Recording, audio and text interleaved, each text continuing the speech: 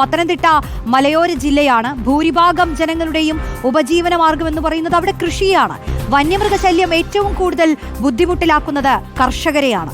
വന്യമൃഗശല്യത്തിനെതിരെ ഫലപ്രദമായ നടപടിയെടുക്കാൻ വനംവകുപ്പിനാകില്ലെന്നാണ് കൃഷിക്കാരുടെ പരാതി.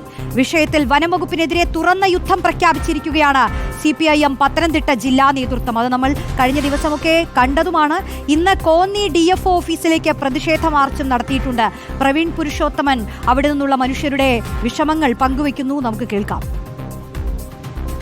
പത്തനംതിട്ട മലയോര മേഖലയിൽ വന്യമൃഗശല്യം വളരെ രൂക്ഷമാണ്. വന്യമൃഗശല്യത്തിനെതിരെ വനപാലകർ കാര്യക്ഷമമായ നടപടി എടുക്കുന്നില്ല എന്നാരോപിച്ചുകൊണ്ട് CPMന്റെ നേതൃത്വത്തിൽ ഇന്ന് കോന്നി DFO ഓഫീസിലേക്ക് പ്രതിഷേധ മാർച്ച് നടത്തുകയുണ്ടായി. ഇപ്പോൾ CPM പ്രവർത്തകരും ഒപ്പം തന്നെ പ്രദേശവാസികളുമൊക്കെ നമ്മോടൊപ്പം ഉണ്ട്. എത്രമാത്രം രൂക്ഷമാണ് ഇപ്പോൾ ഈ വന്യമൃഗശല്യം? ജനങ്ങളെക്കാട്ടിൽ കൂടുതൽ വന്യമൃഗങ്ങൾ നാട്ടിലേക്ക് കടന്നു വന്നിരിക്കുകയാണ്. സ്വാഭാവികമായിട്ടും നാട്ടിലെ ജനങ്ങൾക്ക് സ്വൈര്യത്തോടെ ഉറങ്ങാൻ കഴിയുന്നില്ല, പുറത്തിറങ്ങാൻ നടക്കാൻ കഴിയുന്നില്ല. വന്യമൃഗങ്ങളുടെ ശല്യം ക്രമാതീതമായി വർദ്ധിച്ചു. ഞങ്ങളുടെ കുട്ടികൾക്ക് സ്കൂളിൽ പോകാൻ കഴിയാത്ത സാഹചര്യം, അച്ഛനമ്മമാർക്ക് വീടിന് പുറത്തിറങ്ങാൻ പറ്റാത്ത സാഹചര്യം. ഇത് ക്രമാതീതമായി വനത്തിനുള്ളിലുള്ള മുഴുവൻ വന്യമൃഗങ്ങളും നമ്മുടെ നാട്ടിലേക്ക് കടന്നു വന്നിരിക്കുകയാണ്. ഈ നിയമം മാറ്റി എഴുതുന്നതുവരെ ഞങ്ങൾ ശക്തമായ സമരം നടത്തും.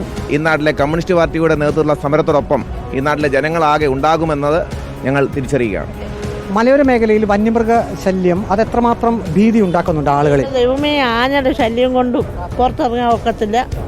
ആന, കുരങ്ങ്, പന്നി, മയില്, പെരുമ്പാമ്പ് എല്ലാം ഉണ്ട്. വനപാലകർ ഈ വിഷയത്തിൽ കാര്യക്ഷമമായി ഇടപെടുന്നില്ല എന്നാണോ നിങ്ങൾ പറയുന്നത്? അവർ യാതൊരു ഒന്നും എടുക്കുന്നില്ല. അവിടെ വന്ന് അവർ വന്ന് ഒരു പ്രകാശനമായിട്ട് വരിക, പോവുക, അല്ലാതെ അവിടെ വന്ന് അവർ യാതൊരൊന്നിനും ഇടപെടുന്നില്ല. ഇപ്പോൾ വനപാലകർ ഏത് രീതിയിലുള്ള ഇടപെടലുകൾ നടത്തണമെന്നാണ് സാധാരണക്കാരുടെ ഒരു ആവശ്യം? ഇത് അനുഭവിക്കുന്നവർക്ക് മാത്രമേ ഇതിനെക്കുറിച്ച് കൃത്യമായിട്ട് പറയാൻ പറ്റത്തുള്ളൂ. പുറത്തുനിന്ന് നോക്കുന്നവർക്ക് ഒരു പക്ഷേ ഇതൊരു വാർത്തയോ അല്ലെ ആ ഒരു രീതിയിൽ മാത്രമേ ഇതിനെ കാണാൻ സാധിക്കുള്ളൂ. ഇത് അനുഭവിക്കുന്നവരാണ് ഇതിൻ്റെ ബുദ്ധിമുട്ടുകൾ ശരിക്കും പറയാൻ കഴിയുന്നവർ. വന്യമൃഗശല്യം അത് അനുഭവിക്കുന്നവർക്ക് മാത്രമേ അതിൻ്റെ തീവ്രത അറിയാൻ കഴിയൂ, അതിൻ്റെ ബുദ്ധിമുട്ട് അറിയാൻ കഴിയൂ എന്നാണ് ജനങ്ങൾ പറയുന്നത്. അതുകൊണ്ട് ഈ വന്യമൃഗ ശല്യം രൂക്ഷമാകുമ്പോൾ വനംവകുപ്പിൻ്റെ ഭാഗത്തു നിന്നും ഒപ്പം വനപാലകരുടെ ഭാഗത്തു നിന്നും ക്രിയാത്മകമായിട്ടുള്ള നടപടിക്രമങ്ങൾ വേണം എന്നാണ് സാധാരണക്കാരുടെ ആവശ്യം. വീഡിയോ ജേർണലിസ്റ്റ് അജി കുടുംബനൊപ്പം reporter Praveen Purushothaman, in reporter Pathanamthitta.